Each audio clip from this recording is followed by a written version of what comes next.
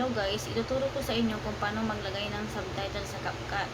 Una, siguraduhin mo nang nakapasok na ang video sa loob ng proyekto. Hindi ito gagana kung wala pang video. Pindutin ang salitang text sa ibaba tapos piliin ang kusang gawa. Piliin kung Tagalog o English at pindutin ang simulan.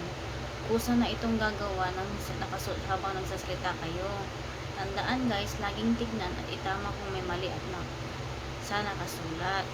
Pangalawa, kung gusto nyo kayo mismo ang magsulat, pindutin ulit ang text at piliin ang magdagdag ng salita. At ayusin kung kailan ito lalabas at mawawala. Payo ko sa inyo guys, gawing puti ang letra at lagyan ng maitim na guhit para mas malinaw basahin. Ilagay ito sa gitna sa ibabaw, huwag masyadong mahaba ang nakasuot mga guys. Ganyan lang kadali mga guys ng gawa ng subtitle sa CapCut mga guys, para meron na kayong idea sa pag-video nyo po. Para may babasahin na sa baba habang nag-video kayo. Yan guys, sana nakatulong po itong video.